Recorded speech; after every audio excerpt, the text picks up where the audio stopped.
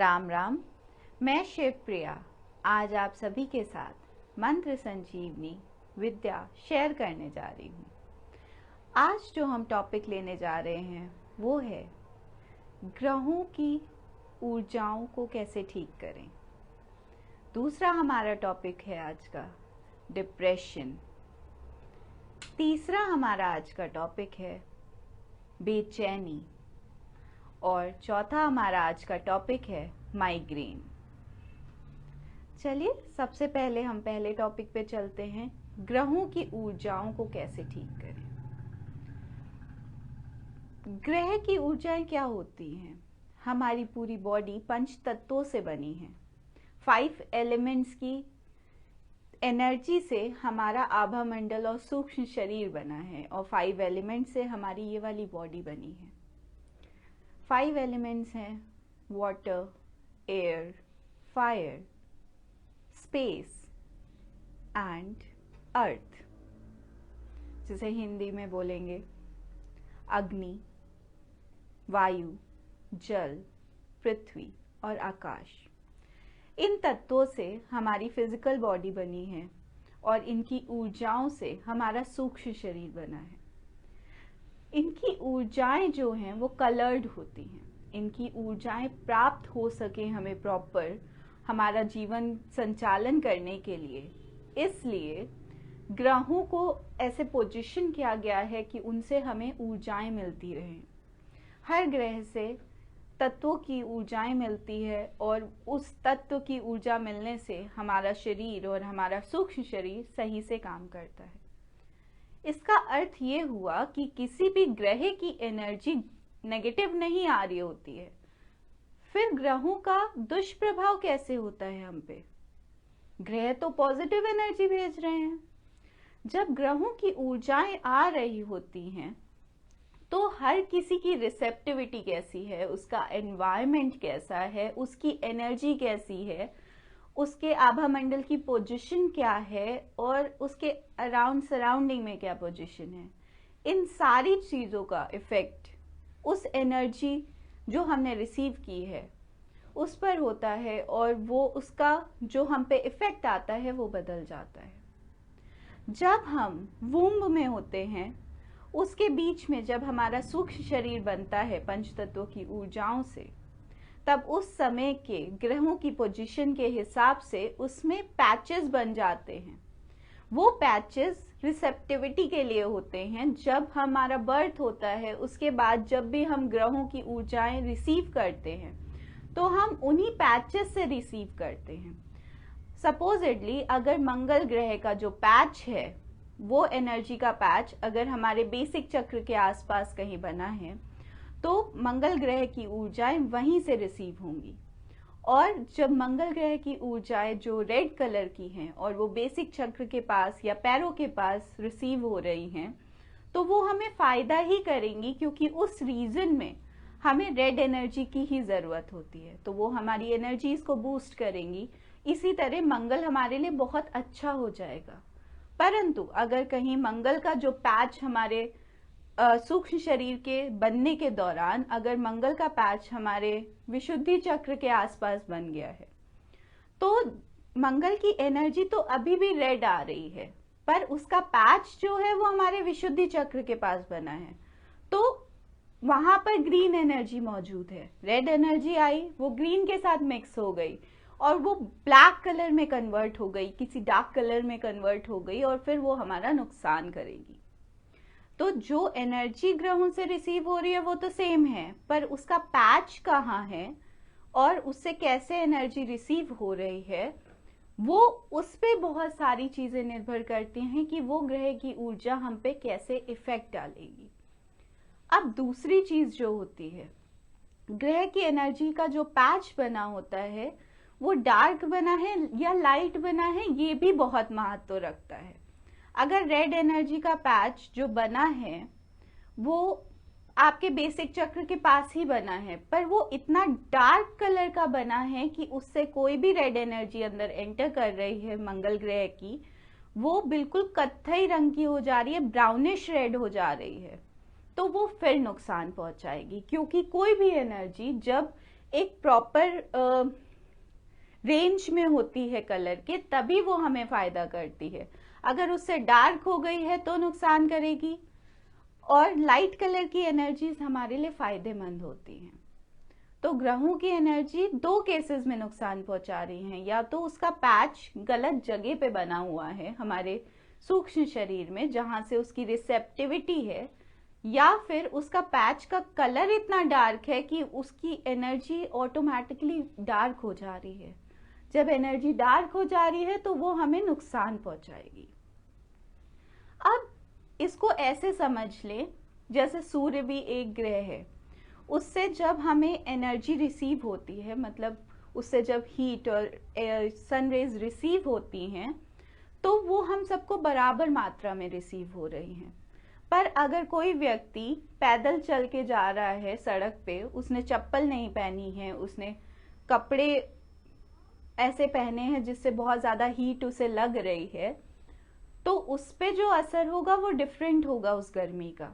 वहीं एक इंसान है जिसने छाता ले रखा है, तो उस पे जो सनरेज का इफेक्ट होगा या सन हीट का इफेक्ट होगा वो डिफरेंट होगा। वहीं कोई व्यक्ति एसी कार में बैठा है, तो उस पे जो इफेक्ट होगा वो उन दोनों व्यक्तियों से डिफरेंट होगा। और वहीं कोई व्यक्ति अपने घर के अंदर बैठा है, तो सन की जो एनर्जी आ रही है वो किसी के लिए नहीं बदल रही है, परंतु उसकी सिचुएशन और उसकी रिसेप्टिविटी कैसी है उसके हिसाब से उसका इम्पैक्ट बदल रहा है सभी लोगों पे।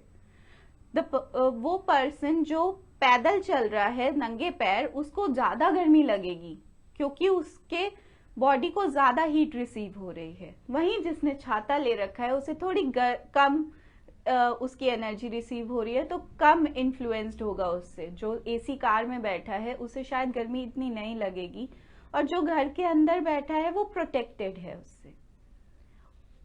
तो वहां से रिसीव होने वाली एनर्जी सेम है, पर सब पे इफेक्ट डिफरेंट है। इसी तरह जब ग्रहों की एनर्जी हमें, बाकी ग्रहों की एनर्जी जब हमें रिसीव होती है, उसका इम्पैक्ट भी हमारे पास आके उसकी रिसेप्टिविटी के अकॉर्डिंग, हमारे यूजेस के अकॉर्डिंग बदल जाता है।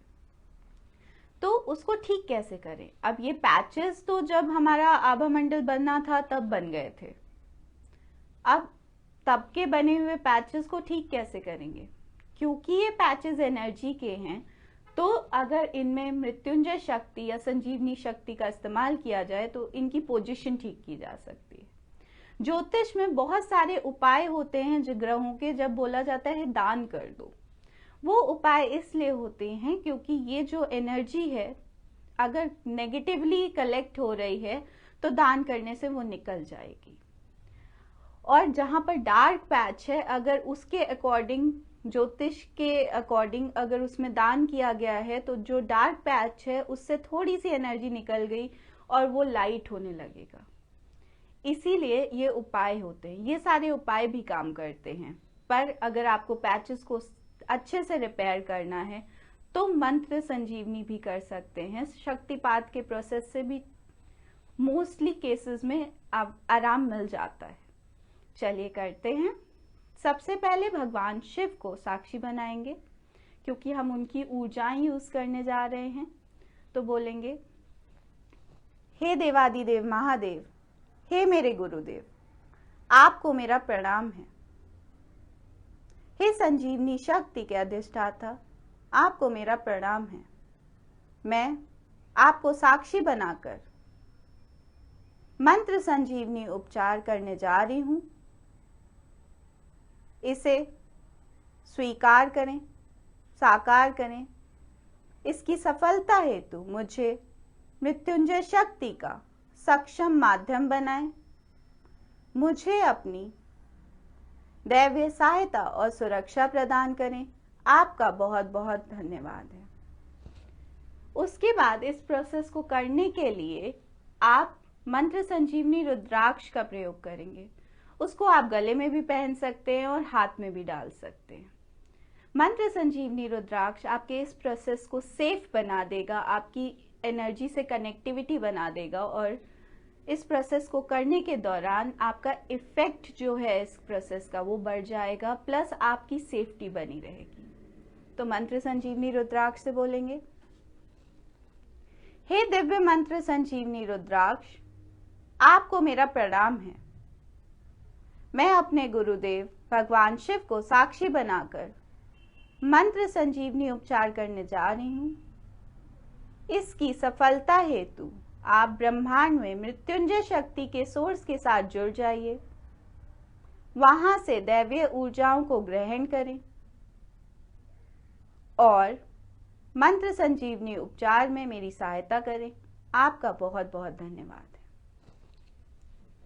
अब मंत्र संजीवनी रुद्राक्ष से रिक्वेस्ट करने के बाद आप इस प्रोसेस को करेंगे। तो अब जब हम ग्रहों के लिए करने जा रहे हैं तो भगवान शिव से एक बार और प्रार्थना करेंगे, हे देवादिदेव महादेव, हे मेरे गुरुदेव, मैं आपको साक्षी बनाकर अपने ग्रहों से मिलने वाली ऊर्जाओं को, जो नेगेटिव ऊर्जाओं में कन्वर्ट हो गई हैं, उनको ठीक करने के लिए मंत्र संजीवनी शक्तिपात करने जा रही हूं।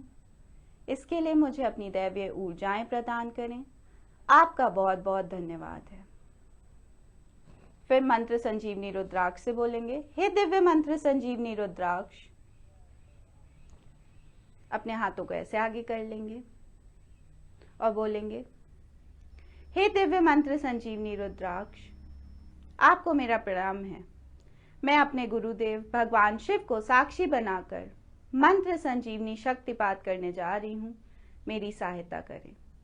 फिर हाथों को 5 बार रब करेंगे, ओम जू सा, इसका 5 बार जाप करेंगे इस मंत्र का। इस मंत्र से ही आपको मृत्युंजय शक्ति प्राप्त होगी, इसलिए ओम जू सा, ओम जू सा, ओम जू सा, ओम जू सा, ओम जू सा।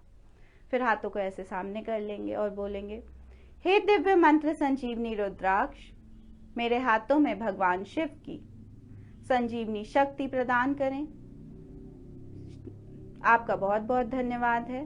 फिर 5 बार ओम जू सा, ओम जू सा, ओम जू सा, ओम जू सा, ओम जू सा। अब संजीवनी शक्ति से बोलेंगे, मेरे हाथों में आई दिव्य संजीवनी शक्ति, आपको मेरा प्रणाम है। मैं आपको ब्रह्मांड में प्रक्षेपित कर रही हूं, वहां जाकर अनंत गुना विस्तारित हो जाएं। पुनः मेरे पास आकर मुझ पर शक्तिपात करें। मेरे आभामंडल की बाहरी परत में स्थापित हो जाएं। वहां मौजूद ऊर्जा, ग्रहों की ऊर्जा रिसीव करने वाले पैचेस को ठीक करें। ग्रहों की ऊर्जाओं की रिसेप्टिविटी को सर्वोत्तम बनाएं। मेरे जीवन में सुख, समृद्धि, सुरक्षा स्थापित करें। मुझे नकारात्मक ऊर्जाओं से सुरक्षित रखने के लिए एक अभेद सुरक्षा कवच प्रदान करें। आपका बहुत बहुत धन्यवाद है। तथास्तु। और इसे ब्रह्मांड में भेज देंगे। इसी तरह करेंगे ताकि आपकी जो रिसेप्टिविटी है वो बेस्ट हो सके और वो आपके लिए फलित हो सके। अब हम आगे बढ़ेंगे। हमारा दूसरा टॉपिक है संजीवनी सिंचन। संजीवनी सिंचन के आज के हमारे टॉपिक हैं डिप्रेशन, माइग्रेन और बेचैनी। उससे पहले एक छोटी सी बात डिस्कस कर लेते हैं। जब भी हम कुछ स्टार्ट करने जा रहे होते हैं, जब भी हम अपनी जिंदगी में कुछ ठीक करने जा रहे होते हैं, तो बहुत बार ऐसा होता है कि फर्स्ट स्टेप लेने से पहले हमें ऐसा लगता है कि ये बहुत बड़ा टारगेट है, या फिर हमें ऐसा लगता है कि इतने से क्या होगा। एक समय की बात है जब एक बच्चा था जो एक पहाड़ के नीचे लालटेन बेचता था।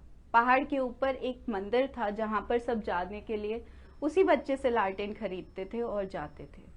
वो किसी और की दुकान पे काम करता था बेचने का, और वो रोज सोचता था कि मैं उस मंदिर तक जाऊंगा, पर दिन भर काम करने की वजह से जब तक वो फ्री होता था तब तक रात हो जाती थी और रात में कुछ दिखता नहीं था। अब वो रोज ऐसे सोच के और रोज रह जाता था कि मुझे वहां तक जाना है पर अब रात हो गई है, अब कैसे जाऊंगा। एक दिन वो इसी बात से बहुत दुखी बैठा था। फिर एक महात्मा आए वहां पर और उन्होंने उस बच्चे से पूछा कि क्या हो गया। उस बच्चे ने उन्हें पूरी बात बताई कि मुझे वहां तक जाना है पर हो नहीं पा रहा है। फिर उन महात्मा ने उस दुकान से एक लालटेन खरीदी और उसको दे दी, छोटी वाली, और फिर उससे कहा अच्छा जाओ। पर उसने ऐसे लालटेन पकड़ी और उसकी रोशनी सिर्फ इतनी सी थी, तो वो फिर निराश होके बैठ गया। तो उससे महात्मा ने पूछा क्या हुआ। तो उसने बोला कि इतनी सी रोशनी है, मुझे वहां तक जाना है, कुछ दिख ही नहीं रहा है वहां तक, कैसे जाऊं मैं। तो उस महात्मा ने उस बच्चे से बोला कि एक कदम बढ़ाओ, फिर मैं हूं तुम्हारे साथ, एक कदम तो बढ़ाओ। तो उस बच्चे ने एक कदम बढ़ाया तो उस लालटेन की रोशनी से आगे का रास्ता दिखने लगा। फिर उसने एक कदम बढ़ाया, फिर आगे का रास्ता दिखने लगा, फिर एक कदम बढ़ाया, फिर आगे का रास्ता दिखने लगा। ऐसे करते करते वो उस मंदिर तक पहुंच भी गया और वहां से हो भी आया। इसी तरह हमारी जिंदगी में जब भी हमें कुछ शुरू करना होता है तो बहुत जरूरी होता है कि हम वो पहला स्टेप लें। जो भी रिसोर्सेज हैं हमारे पास, उन्हें यूज करके पहला स्टेप लें, आगे का रास्ता अपने आप बन जाता है। इसी तरह संजीवनी उपचार में भी, मंत्र संजीवनी शक्तिपात में भी, मंत्र संजीवनी सिंचन में भी, जब भी आप किसी के लिए कर रहे हैं, अपने लिए कर रहे हैं, तो पहला स्टेप लेना बहुत जरूरी है। एक स्टेप लेंगे, फिर आगे का रास्ता बनेगा, फिर और करेंगे तो आगे का रास्ता बनेगा, और धीरे धीरे करके सब कुछ हासिल किया जा सकता है, सब कुछ ठीक किया जा सकता है लाइफ में। पर वो एक पहला स्टेप लेना बहुत जरूरी होता है, और जो भी रिसोर्सेज हमारे पास हैं उसे यूज करके आगे बढ़ना बहुत जरूरी होता है। चलिए आगे बढ़ते हैं संजीवनी सिंचन की तरफ। सबसे पहला हमारा टॉपिक है डिप्रेशन। डिप्रेशन एक ऐसी बीमारी है जो इस पृथ्वी पे नर्क के समान है। वो इतना परेशान कर देती है उस व्यक्ति को जिसको होती है, मानसिक बीमारी है, दिखता नहीं है, बट वो व्यक्ति इतना परेशान हो जाता है अपने विचारों से, उसको हर वक्त नेगेटिव विचार आते रहते हैं, उसे हर किसी की फीलिंग्स नेगेटिव समझ में आती है।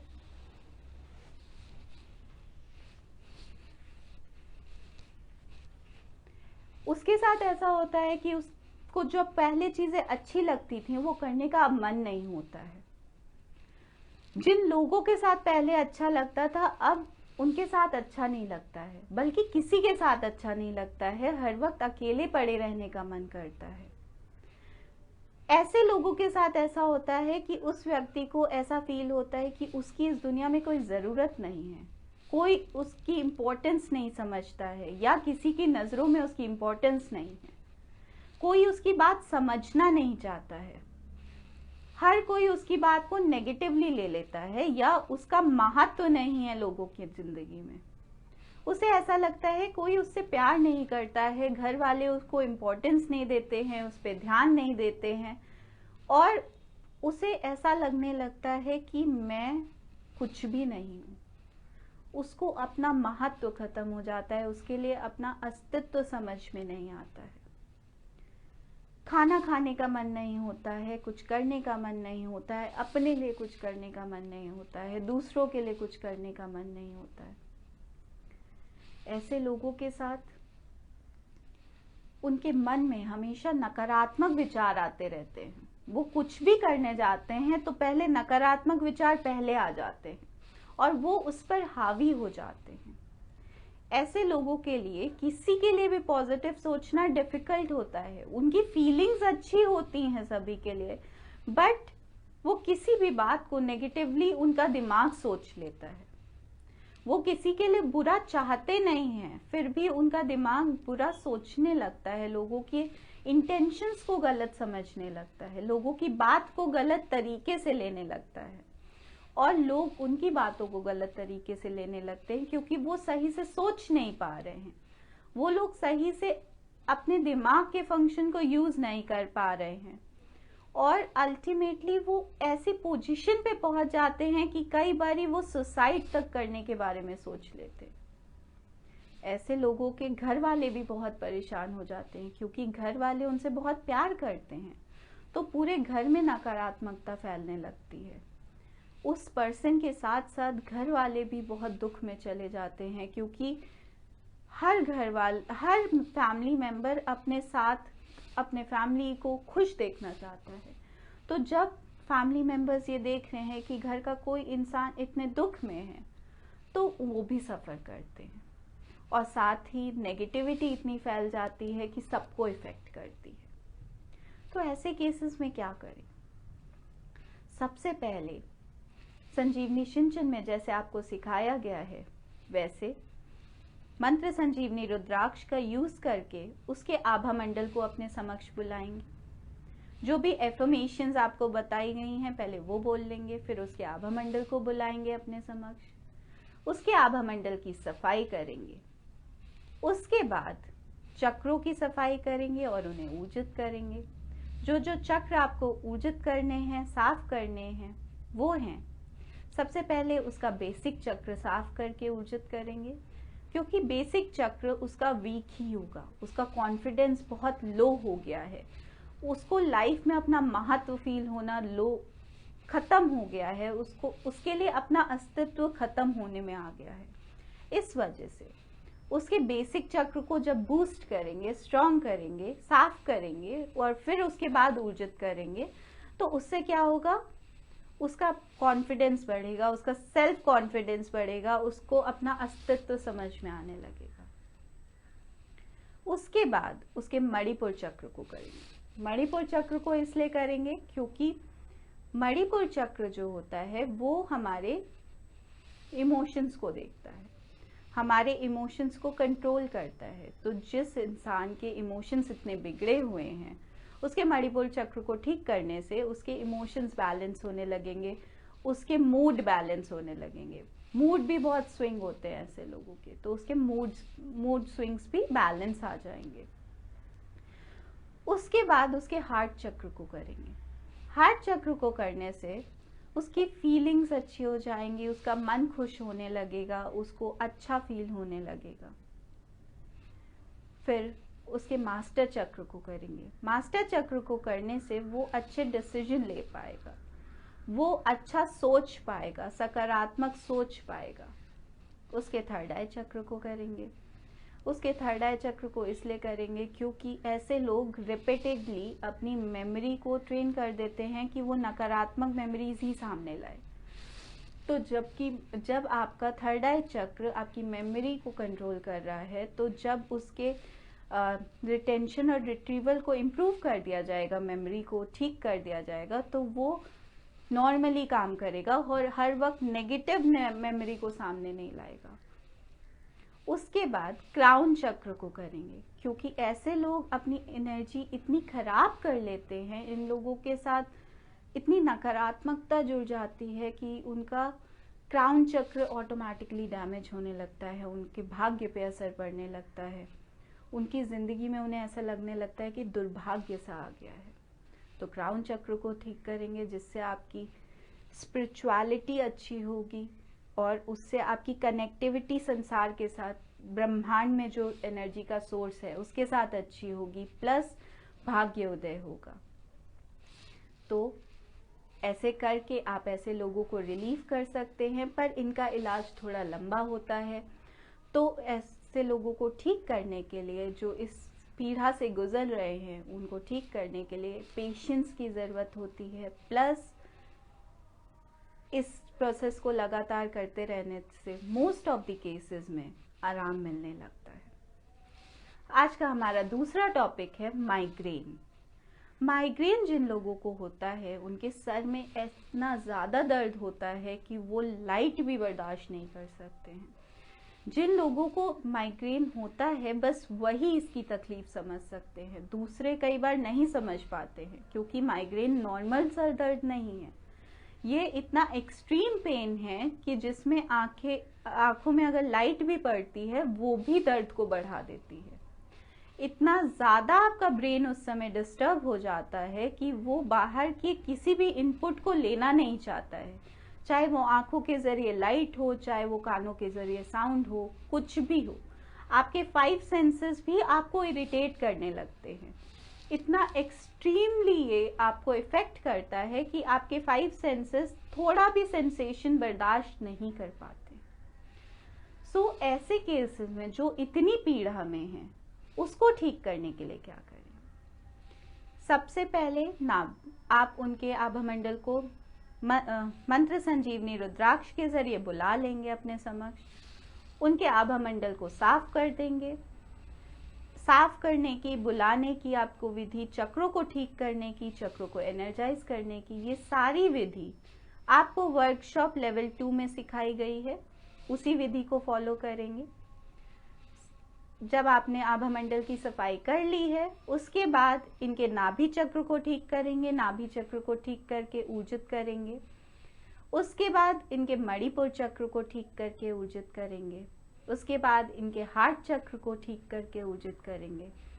इनके मास्टर चक्र को ठीक करके ऊर्जित करेंगे। इनके थर्ड आई चक्र को ठीक करके ऊर्जित करेंगे और इनके क्राउन चक्र को ठीक करके ऊर्जित करेंगे। इससे इन्हें मोस्ट ऑफ द केसेस में इससे रिलीफ मिल जाता है।